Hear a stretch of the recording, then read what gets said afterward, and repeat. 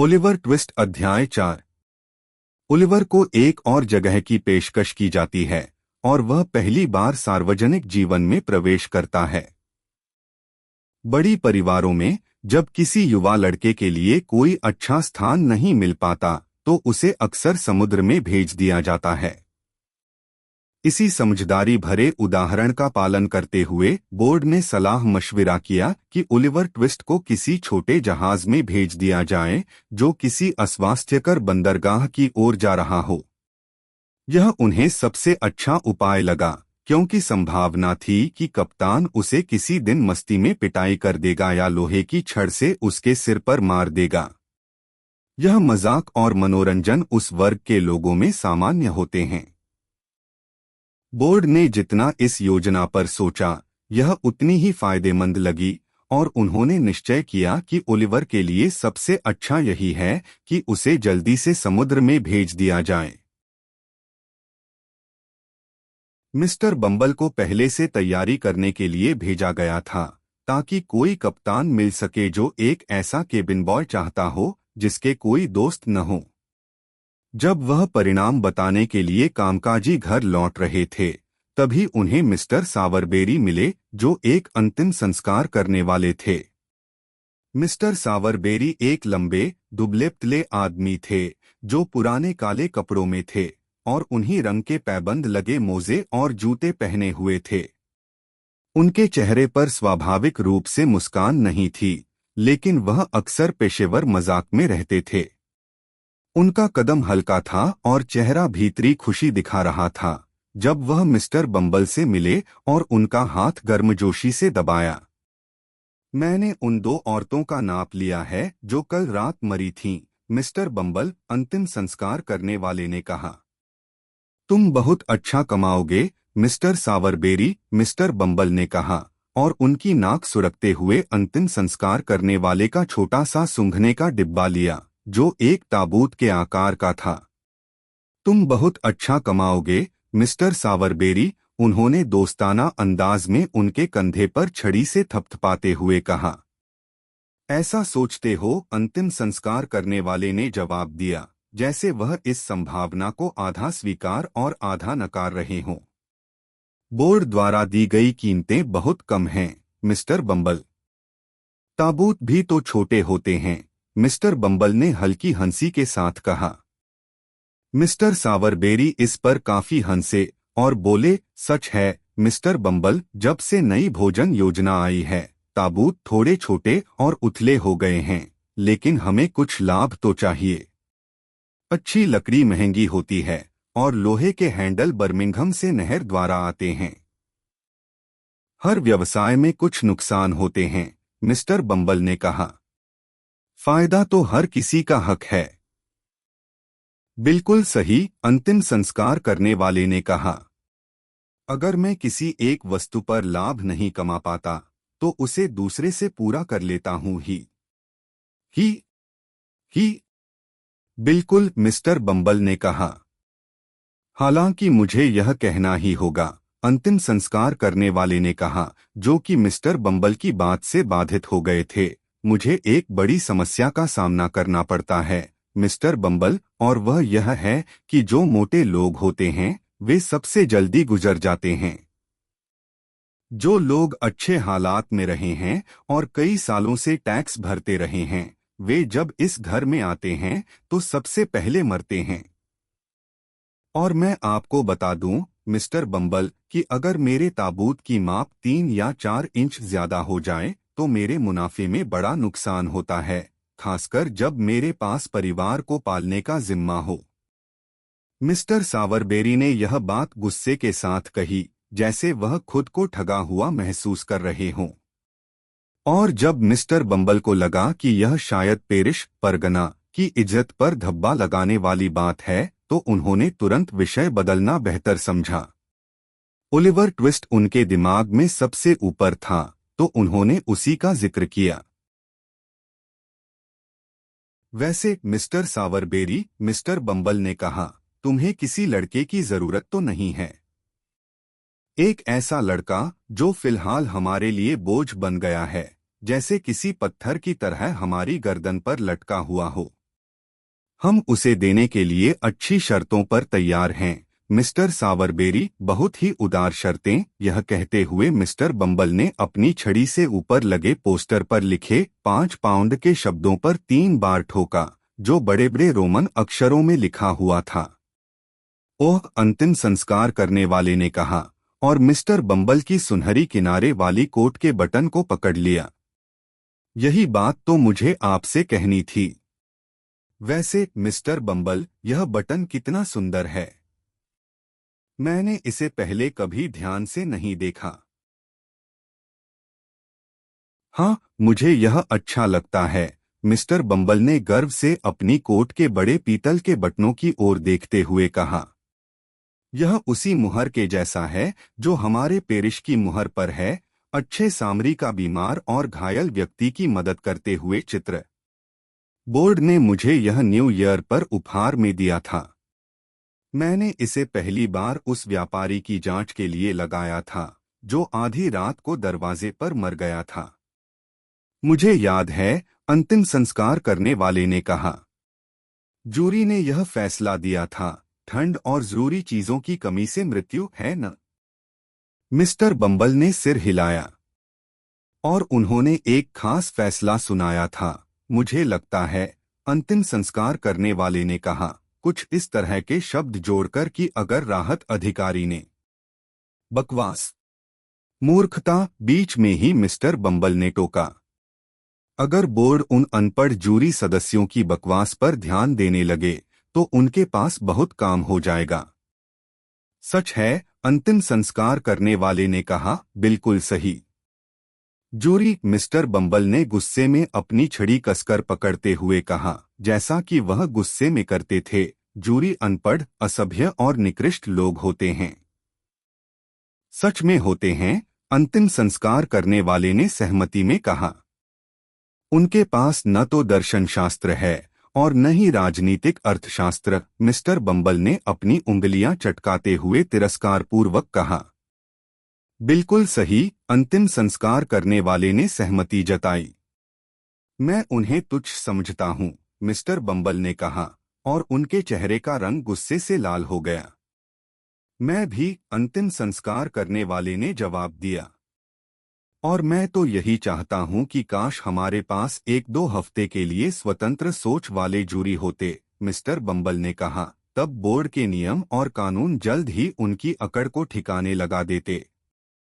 उन्हें उसी पर छोड़ दो, अंतिम संस्कार करने वाले ने जवाब दिया और मुस्कुराकर मिस्टर बम्बल के गुस्से को शांत करने की कोशिश की। मिस्टर बम्बल ने अपनी तिरछी टोपी उतारी, टोपी के अंदर से रुमाल निकाला और गुस्से में आई पसीने की बूंदों को अपने माथे से पोंछा।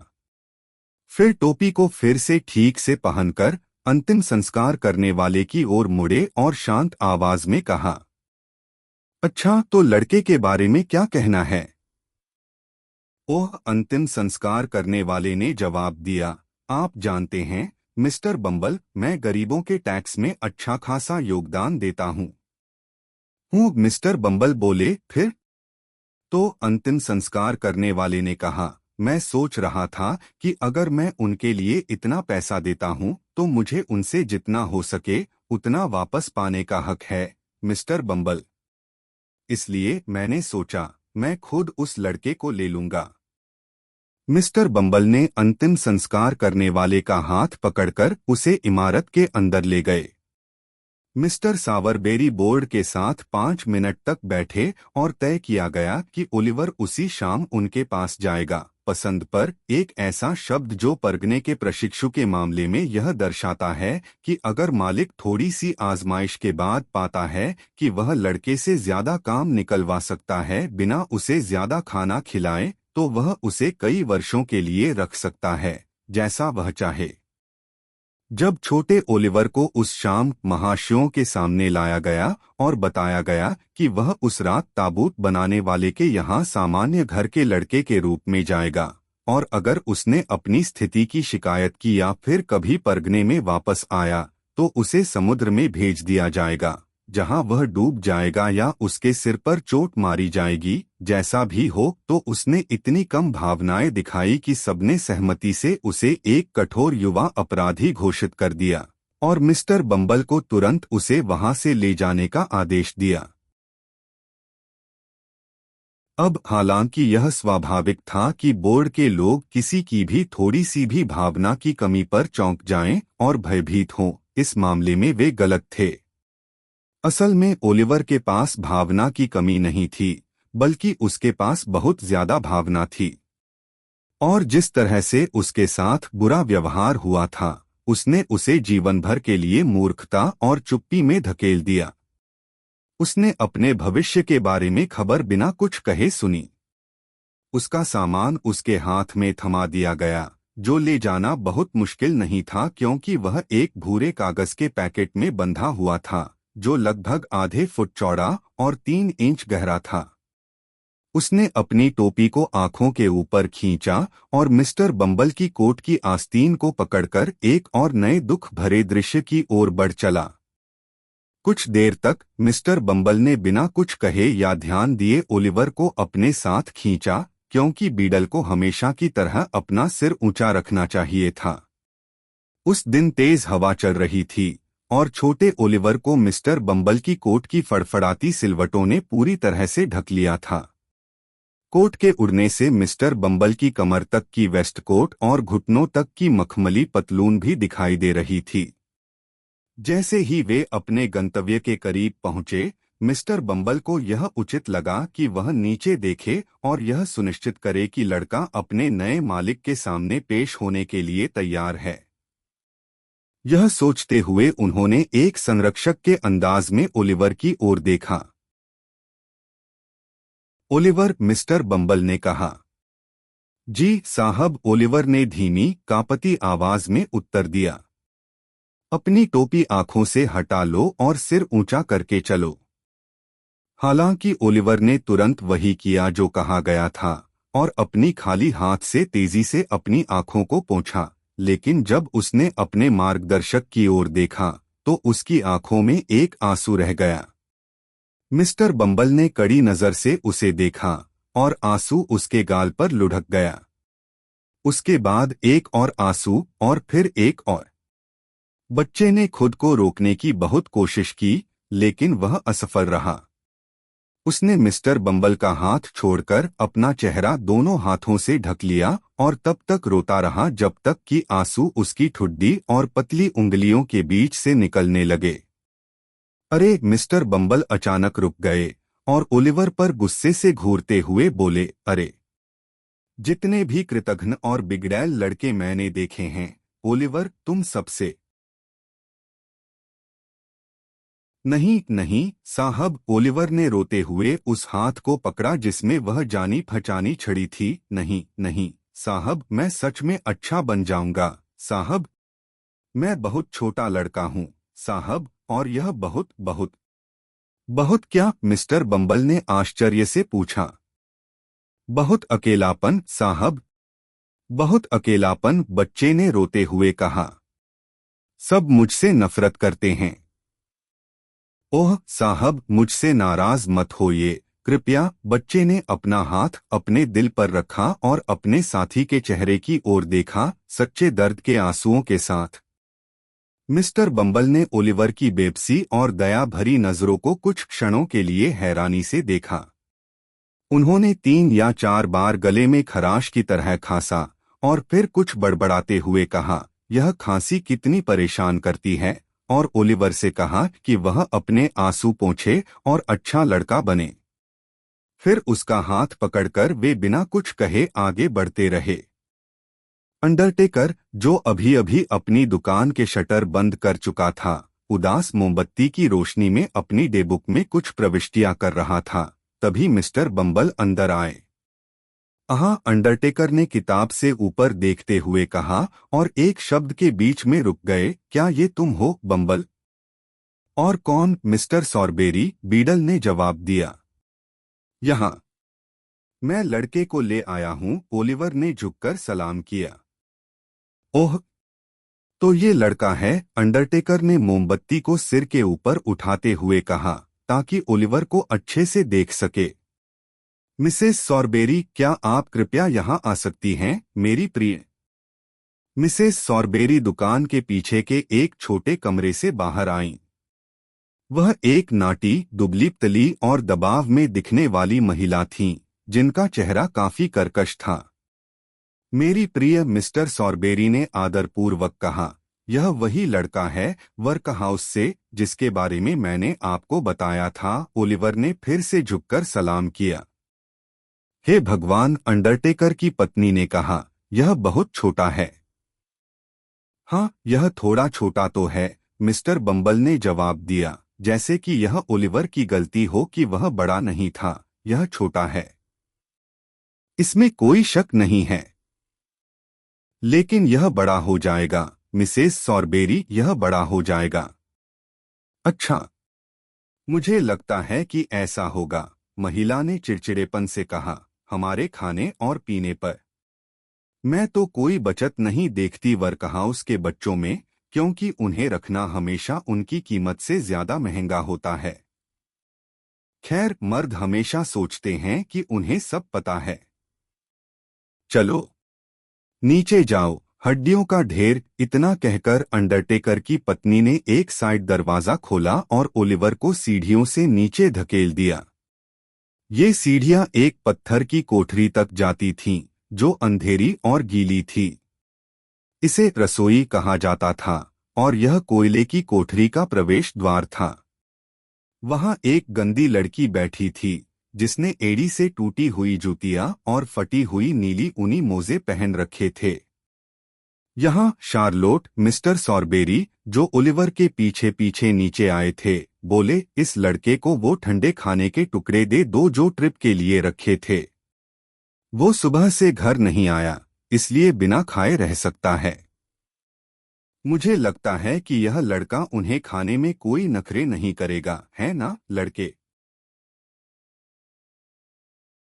ओलिवर, जिसकी आंखें मांस का नाम सुनकर चमक उठी थीं और जो इसे खाने की बेताबी से कांप रहा था, ने नामे सिर हिलाया और उसके सामने टूटे फूटे खाने का एक थाल रख दिया गया। मैं चाहता हूं कि कोई ऐसा खुशहाल दार्शनिक, जिसका खाना पीना उसके लिए जहर बन चुका हो, जिसकी नसों में खून की जगह बर्फ हो और जिसका दिल लोहे का हो, ओलिवर ट्विस्ट को देखता जब वो उस खाने को पकड़ने की कोशिश कर रहा था जिसे कुत्ते ने भी नहीं खाया था। काश वो देख पाता कि किस भयानक भूख के साथ ओलिवर ने उन टुकड़ों को फाड़कर खा लिया, जैसे कोई भूखा दरिंदा हो। और एक बात मैं इससे भी ज्यादा देखना चाहूंगा, और वो ये कि वो दार्शनिक खुद भी ऐसा ही खाना उतनी ही भूख से खाता।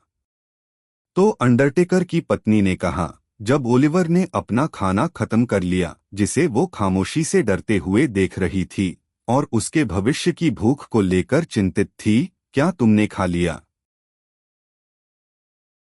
वहां कोई और खाने लायक चीज ना होने पर ओलिवर ने हाँ में जवाब दिया।